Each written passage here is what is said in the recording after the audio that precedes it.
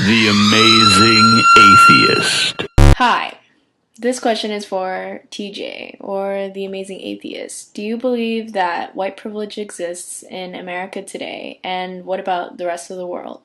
And if white privilege, you believe, does exist, then how is it directly affecting, say, current events like the Olympics? White privilege. I don't know if white privilege exists on a systemic level, at least in America. I can't speak for anywhere else on the planet because I've only lived here in this country. I've only seen this shit firsthand.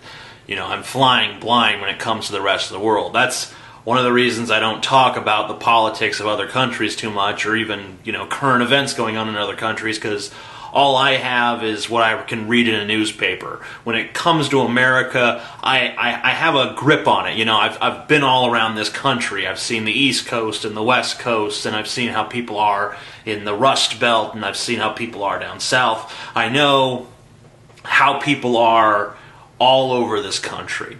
I know how the poor people are. I know how the rich people are.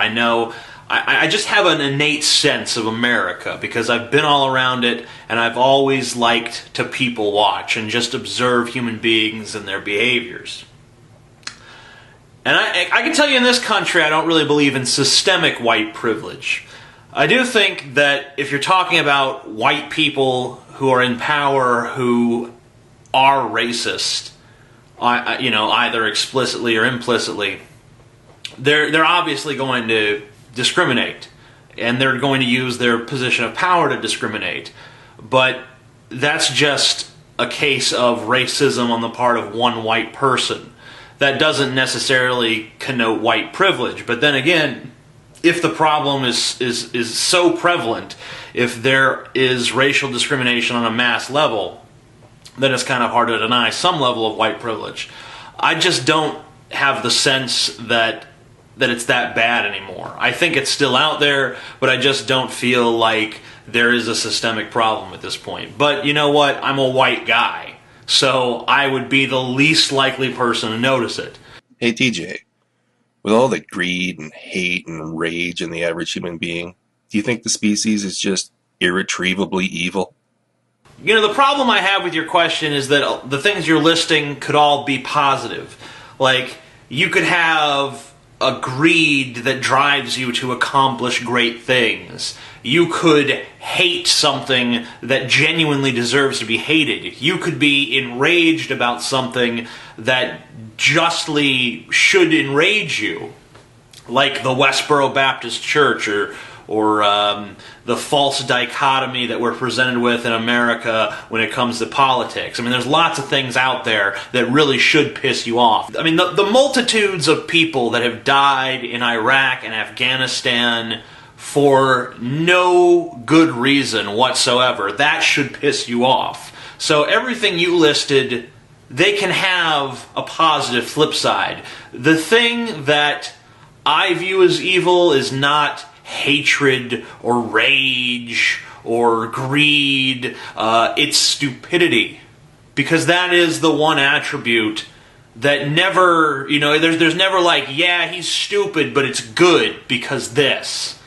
I mean, you could probably cook up a few cockamamie scenarios where, yeah, okay, he was stupid and it was actually good that he was stupid, but for the most part, stupidity is not a good thing. Stupidity doesn't help you out. Stupidity is a fucking hindrance. Or at least it should be. It seems like in this culture, we finally figured out how to make stupidity profitable. If you're stupid enough, we put you on reality television to make other people feel good about themselves. Because I'm convinced that's all this is. These people on the Jersey Shore, they're basically the modern equivalent of court jesters. They're supposed to act like fools so that we can laugh and feel better about ourselves. When in reality, most people's self-esteem in this country should be pretty fucking low, because we're part of a degenerate culture that just doesn't give a shit anymore. We don't care about each other. We don't care about, any sort of decency or value system. I could fucking send a pancake recipe to someone in Beijing in 0.3 fucking nanoseconds.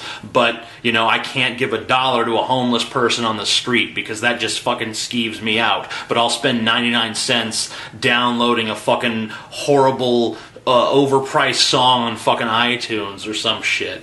I won't give $1 to a homeless person. Homeless people come up to me, I'm just like, ugh, fucking, you're dirty and you're fucking street person and fuck off.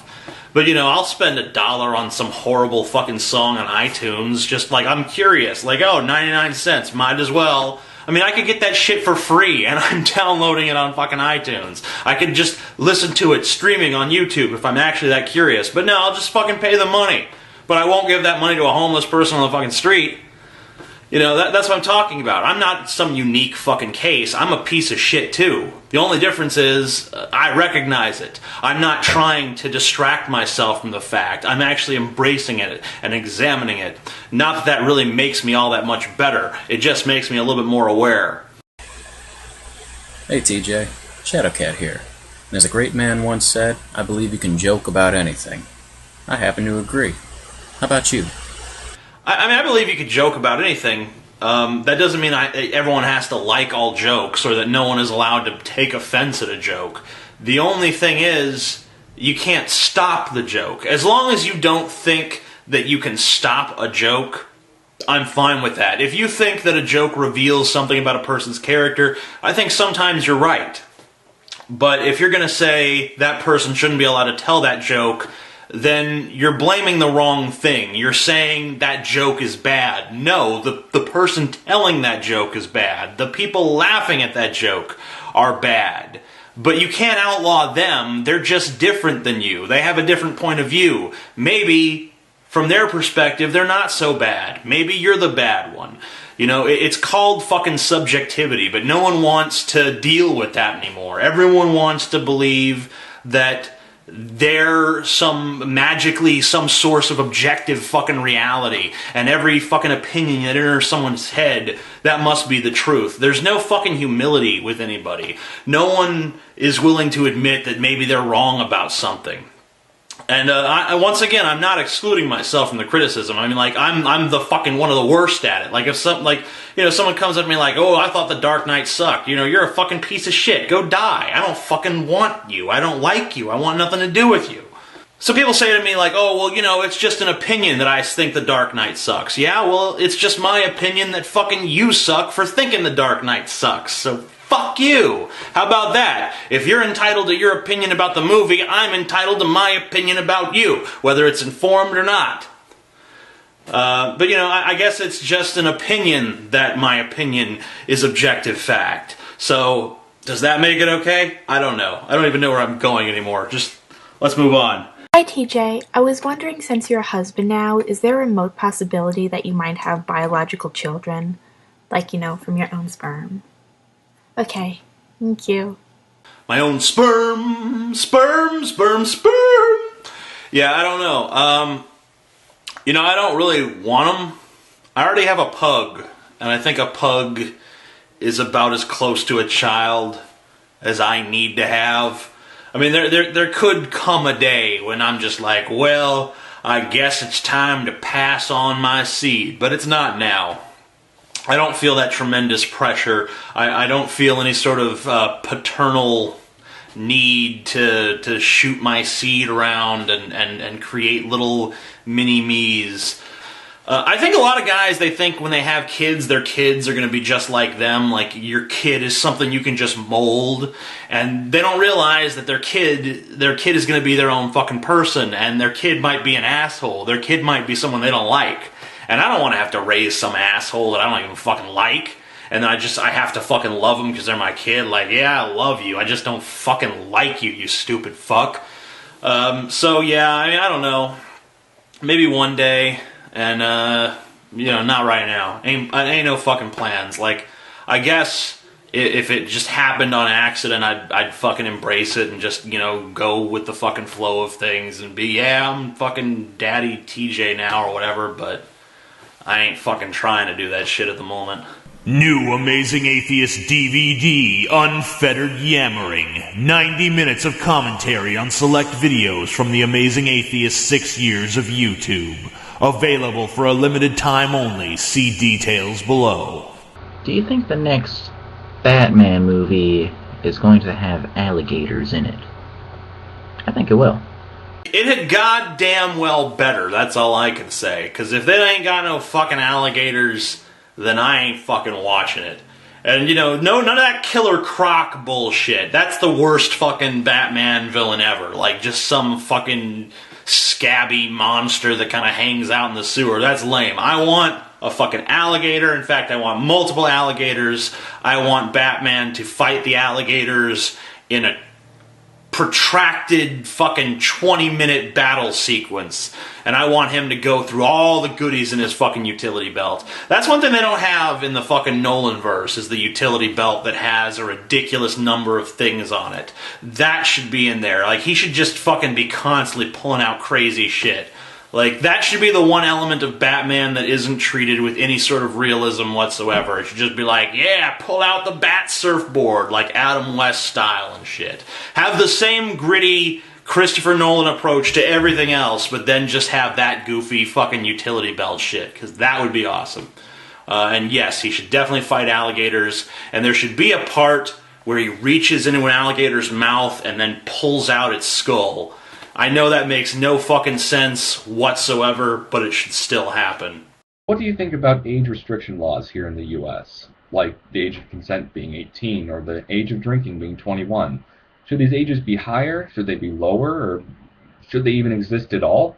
I'd like to hear what you have to say about that. Well, you definitely have to have age of consent laws for sexual intercourse. I mean, otherwise there'd just be fucking guys out there like, yeah, she wanted it too. She's 3 years old. Yeah, she wanted it. I was like, hey, you want it? And she was like, hey, damn. So, yeah, you know, you got to have some age of consent laws there. And, you know, for the most part, I think the age of consent laws are pretty adequate in the United States as far as sexual conduct goes. I think it's 16, 17, and 18 in most states.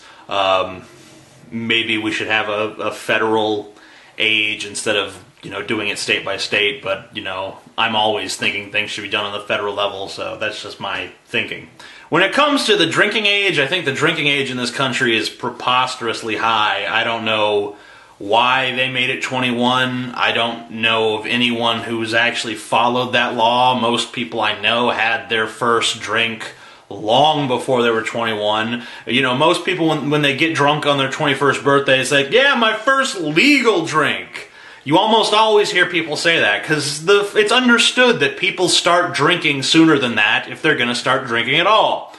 So why have a law that just penalizes people for conducting themselves how they're going to conduct themselves no matter what? It's just needless prohibition. A lot of laws in America are just needless prohibition so that we can punish people for doing something that's really not all that harmful.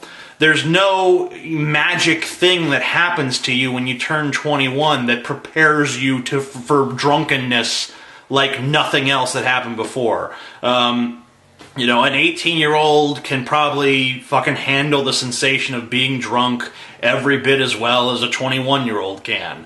I don't think anyone could argue with that. I mean, you know, if you start talking about letting 13-year-olds get drunk, then maybe it's a different story. But 21 is definitely too high. I don't know what the ideal age is, but I know it's at least 3 years younger than that. Hello, my name is Ronnie Dixon from the Dixon Rants, and this is a question for the Amazing Atheist. How do you deal with people who come up to you and tell you that you cannot form any basis for your morality because you lack religion? Well, the problem with religious morality is that it's all based on rules. It's like, I got this set of rules, this, and this. Well, why I gotta do that? Because God says so. The problem with rules is that they're not very weighty. Even when you say, yeah, the creator of the universe, he said they're A-okay. Even then, they really don't have much weight behind them. Like, if you have an opportunity to have sex with, like, your best friend's girlfriend or something, and the only thing that stands in your way is like a rule that says you can't have sex with her, you're just going to be like, well, fuck that rule. I'll deal with the consequences later. But if your decision actually comes from a philosophical framework where you actually have empathy for your friend and like, well, no, I shouldn't sleep with his girlfriend because if I was in his situation, I wouldn't want that and it's going to cause all these problems down the line, then you're actually using empathy and foresight and the tools of reason to come to some sort of conclusion. And that's where morality really comes from, and that's why religious morality is actually... some religious morality anyway is actually inferior to secular morality in a lot of ways. And I don't even really like to use the term morality myself because I think morality has too many control connotations. Because a lot of times a moral is something that powerful people tell people who have maybe not so much power or no power at all. You know, it's like, yeah, you guys have to do this. Well, why don't you guys have to do this? Because we're up here and you're down here, and the people down here have to listen to the people up here. It's just the rules, and we make them. I don't think so. Fuck that shit. When it comes to regulating your own personal behavior, I think you're better off looking to reason and compassion or whatever tools you have inside of you than you are looking to just a defined set of rules, unless you're just a sociopath who has no ability to reason or plan, in which case, fine, go by the rules. But, you know, if you're a fully functioning human being that's capable of things like empathy, then I think you should rely a little bit more heavily on that. Hello, amazing atheists. I have one question for you. How do you feel about punk rock? Do you think it's influential when it comes to politics for younger generations? Do you think it's just whiny, screaming, babble about oversimplified solutions to political issues? I don't know. What's your take on it? I'm not a huge punk fan. I have friends who could tell you like the entire history of punk rock, but that's not me. I admire the passion that goes into it. I admire that it tries to stand out and have actual ideas and present, you know, things that are actually intelligent instead of just, you know, being like some bland shit about like, yeah, I love this girl or fuck, this girl broke my heart. They can actually sing about other things. They can take a wider and broader view of the world and incorporate their, you know, philosophies and their politics and all that stuff. But the problem is, it's like everything else. It becomes uniform. It becomes this thing where, yeah, we're all punk, so this is how we dress, and these are the things we like, and these are the things we stand for, and you know, it becomes this ideology. You know, and then there's variation within the ideology, but still, at the end of the day, it's an ideology. It's what I like to call an ideological preset, and I try to avoid those. I really do. I try to examine things on my own, from my own perspective. I don't like it when I have to view everything through the lens of a particular ideology or you know, something like that. I mean, you can't really avoid it as a human being because you're always going to be influenced by everything around you, and you know, you're going to have certain sympathies with certain groups because it's just how human beings are. But I try to consciously avoid it to the, you know, the greatest degree possible. And you know, and it's not like punk rock has been relevant for a long time anyway. The stuff that is being called punk now is really, you know, reflective of the mainstream. It's not something that's underground and dangerous anymore. So I think that it's lost all of its value. But if you're talking about punk in the fucking 70s and 80s, then, you know, there was something there. There was something vital. But not anymore.